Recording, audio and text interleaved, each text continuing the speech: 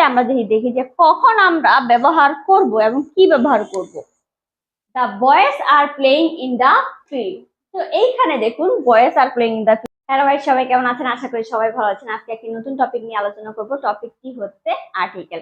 আমার আগের ভিডিওতেও আমি আর্টিকেল নিয়ে আলোচনা করেছি, আপনারা চাইলে দেখে আসতে পারেন। আমি আনকাউন্টেবল নিয়ে আলোচনা করেছিলাম। তো এটা কিন্তু খুবই গুরুত্বপূর্ণ টপিক ছিল, তো চাইলে আপনারা আমার আগের ভিডিওটা দেখে আসতে পারেন। তো আজকে আমি আলোচনা করব যে প্লুরাল নাউনের আগে আর্টিকেল কি বসে, বসে না, কখন বসে, সেটা নিয়ে আলোচনা করবো। ঠিক আছে? তো এখানে কিছু সেন্টেন্স দেওয়া আছে, চলুন সেগুলো আগে দেখি। Boys are playing in the field. ঠিক আছে, এখন দেখুন বয়েজ এটা কি প্লুরাল না?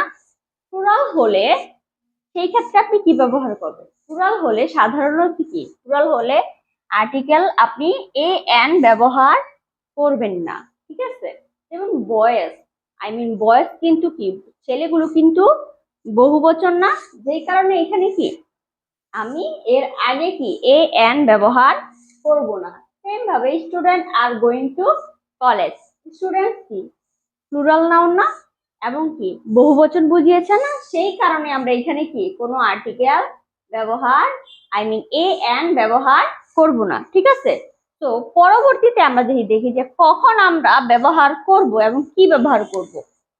The boys are playing in the field.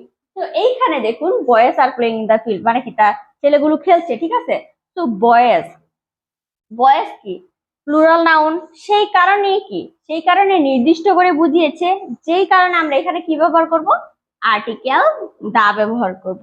Plural নাউনের আগে কি নির্দিষ্ট করে বুঝালে সেই ক্ষেত্রে আমরা কি ব্যবহার করব, দা ব্যবহার করব। সেম ভাবে the students of our village are going to college, এখানেও কি স্টুডেন্ট গুলো যে কলেজে যাচ্ছে এগুলো নির্দিষ্ট করে বুঝিয়েছে না, সেই কারণে প্লুরাল নাউন হওয়ার সত্ত্বে এর আগে আমরা কি ব্যবহার করব, নির্দিষ্ট করে বোঝানোর কারণে আমরা এখানে দা ব্যবহার করব। আর যেই কারণে এখানে কি ব্যবহার করতেছেন আপনি, এখানে কিন্তু আপনি এ এন ব্যবহার করতে পারবেন না। ঠিক আছে, আর এর মধ্যে যদি নির্দিষ্ট করে বোঝায় তাহলে আপনি কি ব্যবহার করবেন, দা আর্টিকেল ব্যবহার করবেন। ঠিক আছে, তো আশা করি এই সেন্টেন্স গুলো আপনি বুঝতে পেরেছেন। যদি কেউ বুঝতে না পারেন অবশ্যই আমাকে কমেন্ট করে জানাবেন যে আমি বুঝতে পারিনি, আমাকে বুঝিয়ে দেন। আমি অবশ্যই আপনাদের বুঝিয়ে দেওয়ার ট্রাই করবো। আজকে এই পর্যন্তই, দেখা হবে অন্য কোনো ভিডিওতে। ততক্ষণ পর্যন্ত সবাই ভালো থাকবেন। ধন্যবাদ সবাইকে।